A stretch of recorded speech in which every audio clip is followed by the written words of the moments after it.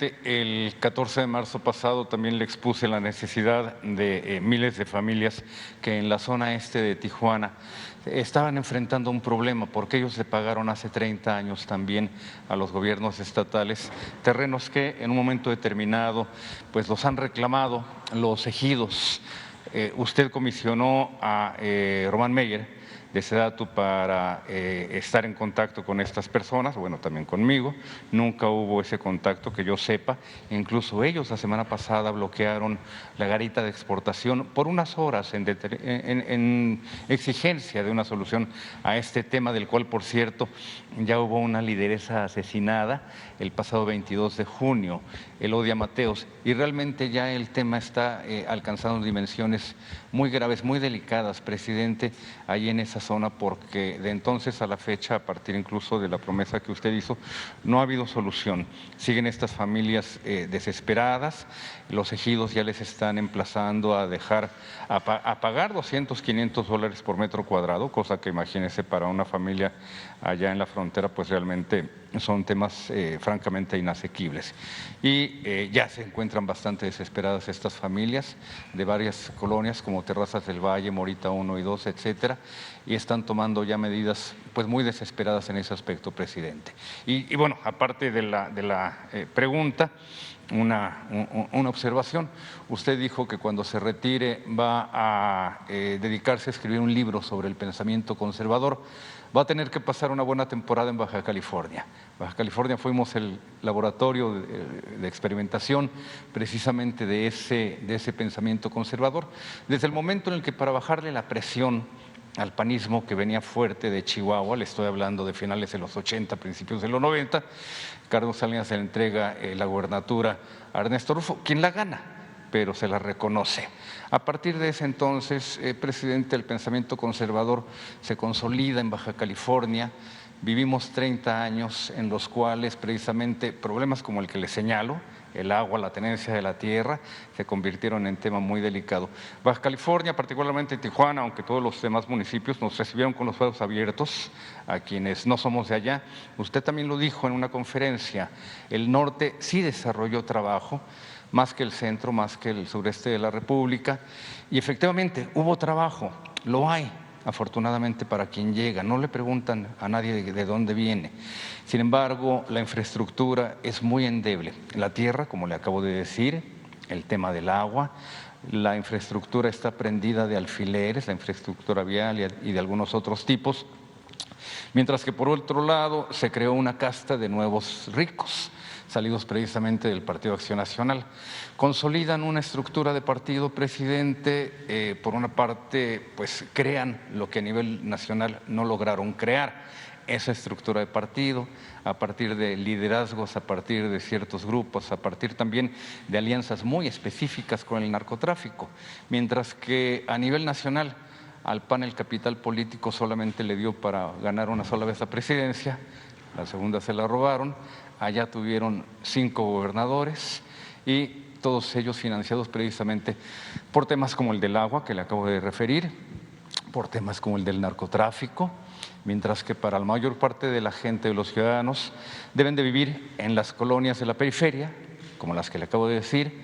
Menudea mucho el narcomenudeo, por eso tenemos esos promedios de 8 ejecuciones diarias en algunos casos, por eso tenemos miles de muertes en cada año, por eso Tijuana, Baja California, tiene esta problemática tan severa.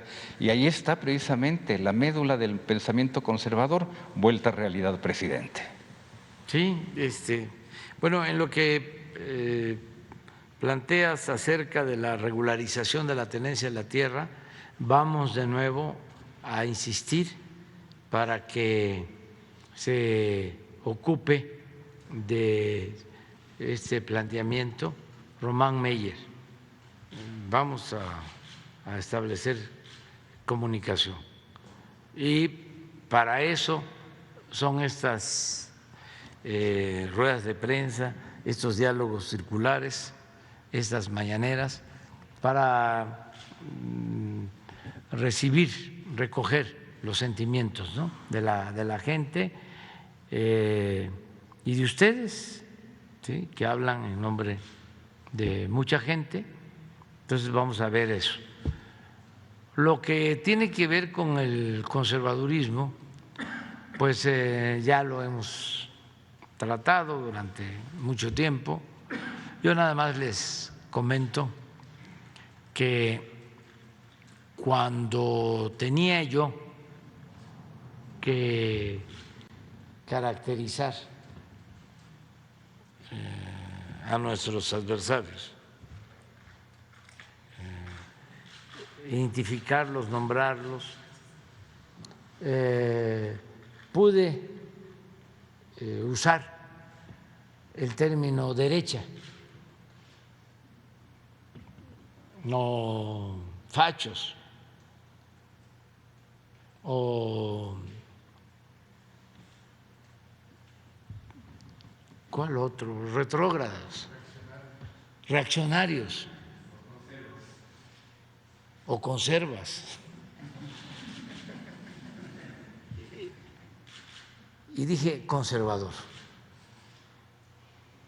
Esos son conservadores. Los que están defendiendo el statu quo, el estado de cosas, que nada cambie, o que son aspiracionistas, egoístas, corruptos, hipócritas, que esa es su verdadera doctrina, la hipocresía. Entonces dije conservador, porque ya no puedo decir mafia del poder, ya eso no lo puedo decir. No, ya eso ya no. Y además el conservadurismo no solo tiene que ver con el poder económico, es una corriente de pensamiento que ha existido siempre. Yo diría que son los troncos o las afluentes principales en la historia. El liberalismo y el conservadurismo. Y de ahí se van anexando, ¿no?, en el proceso político histórico, pues en el caso de nuestro país, realistas independentistas, ¿no? Por lo general, los realistas conservadores, los independentistas liberales. Luego, reformistas y reaccionarios. Los reformistas liberales, los reaccionarios conservadores. Luego,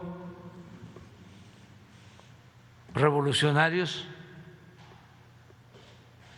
o reeleccionistas o antireeleccionistas. Entonces, reeleccionistas, pues es Porfirio Díaz, es conservadurismo. Antireeleccionismo es Madero, es liberalismo.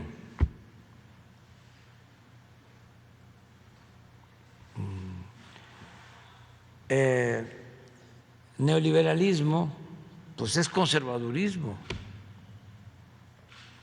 porque uno podría pensar, es que el neoliberalismo es una etapa superior del liberalismo. No, es conservadurismo. Y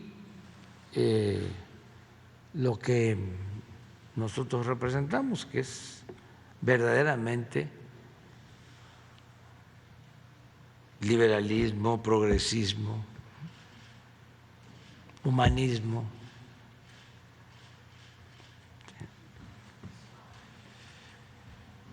Entonces, para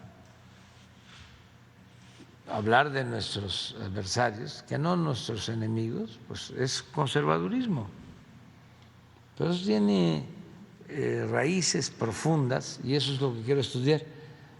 Ahora que ya voy a terminar, en septiembre del 24,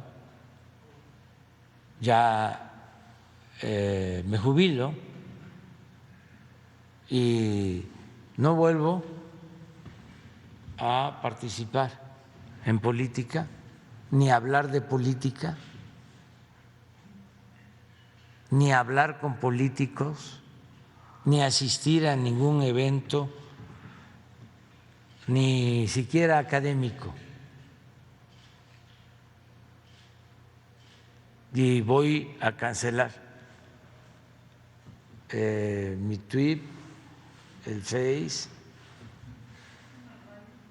completamente, y pues ya no voy a tener relaciones políticas ni con mis hijos, porque si llegan a visitarme,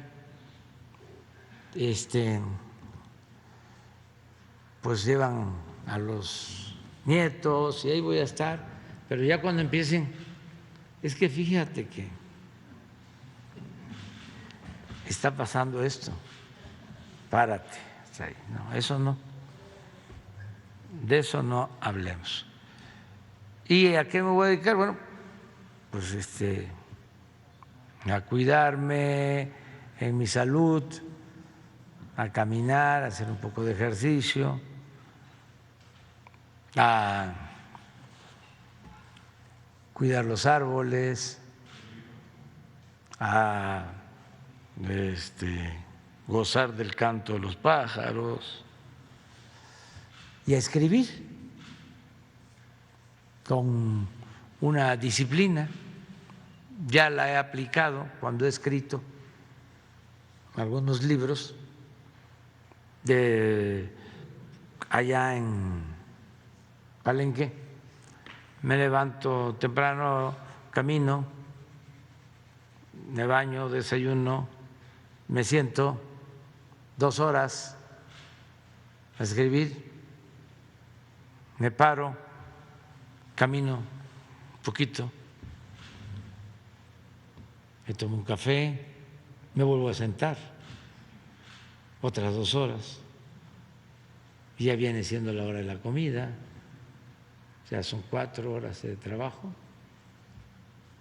y camino la comida, y pues hay que tener también la disciplina de ya no dormir la siesta, sino caminar para volverse a sentar 2 horas y recreo, y ya otras 2 horas hasta las 7 de la noche, 8 ya, entonces sí, ya más tranquilo, caminar un ratito, ahí sí, antes de irse a acostar, leer otras cosas, y así.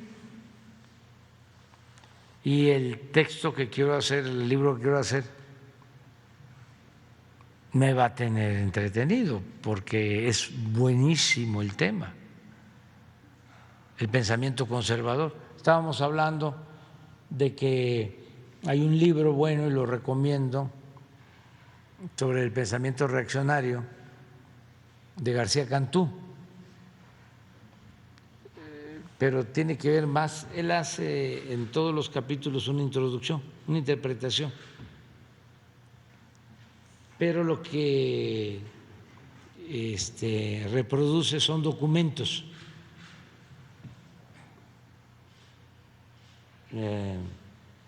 sobre el pensamiento. Este es el pensamiento de la Reacción Mexicana, de 1810 a 1962. ¿Sí?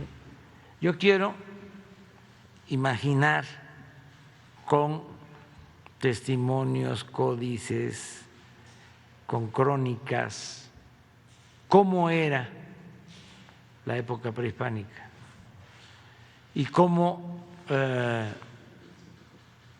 empieza a influir el pensamiento dominante a partir de la colonización.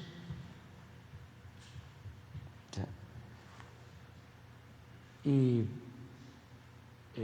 los 3 siglos de dominación colonial y la independencia, que es política, porque la verdad no cambiaron las estructuras de control y de dominación. Siempre hablo de que nos quedamos en la idea de que la esclavitud en México se abolió en 1810. No, el cura Hidalgo, un dirigente extraordinario, un cura rebelde, ilustrado, humanista, cristiano verdadero, proclama la abolición de la esclavitud, pero no es abolida en los hechos. Se mantiene durante todo el siglo XIX. Por ejemplo, los peones no podían votar durante la primera mitad del siglo XIX. Empiezan a ser considerados como ciudadanos libres a partir de la Constitución de 1857. Pero también, como suele suceder, una cosa son las leyes y otra cosa es la realidad. Aquí están los médicos y saben que desde la época de Zedillo quedó establecido en el artículo 4 de la Constitución vigente el derecho a la salud y es letra muerta. Bueno, pues lo mismo. ¿Cuándo es abolida la esclavitud? Hasta 1915, más de 100 años que hay decretos en todos los estados para abolir las prácticas de peonaje, porque lo que predominaba en el campo pues eran las haciendas y los amos, eran los hacendados y tenían derecho hasta de castigar a los peones con látigos, con cepo, con grilletes. Pero eso, 1915. Por eso la revolución fue muy profunda. De las 3 transformaciones, la más social de todas fue la Revolución Mexicana. Entonces, ese pensamiento conservador pues ha imperado, ha dominado por siglos.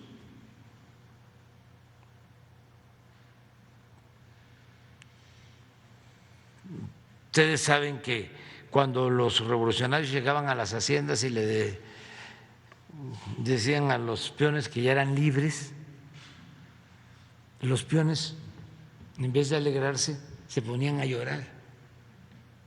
porque no sabían qué era la libertad. Pero eso hace apenas 100 años, un poquito más, porque ahí en esas haciendas estaban enterrados sus tatarabuelos, bisabuelos, sus abuelos. Tuvo que pasar un tiempo para que empezaran a actuar como hombres libres. Entonces son procesos que se han ido desarrollando, desenvolviendo en el transcurso del tiempo. Por eso cierto pensamiento, ¿no?, que todavía prevalece de discriminación, el racismo. Y cuando hay un proceso como el que estamos viviendo, porque son tiempos interesantes los que nos tocó vivir, imagínense, en la colonia 3 siglos no se movía nada.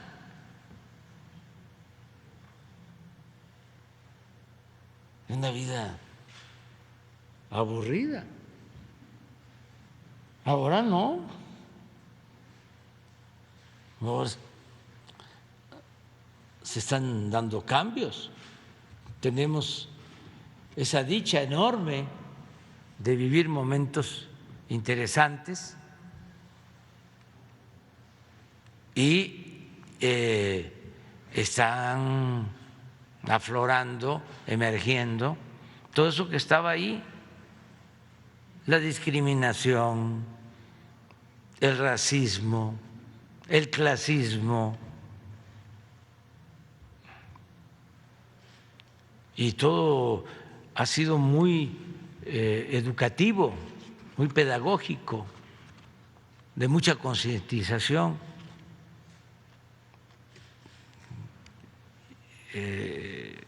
La revolución de las conciencias. Eso es la mejor herencia, el mejor legado que podemos dejar. Por eso a veces, aunque yo pudiera omitirlo, si alguien opina algo, aunque aparentemente sea un personaje supuestamente menor, lo retomo, porque no es el personaje, ¿no?, es el pensamiento de muchos. O sea, no son 5, no son 10, no son 20, no, piensan así millones, millones.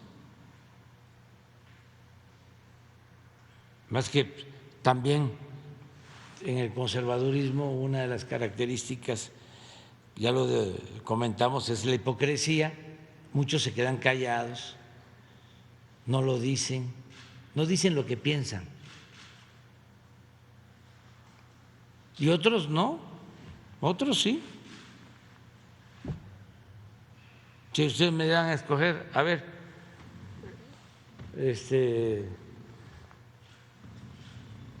Lozano o Claudio X González, me quedo con Lozano.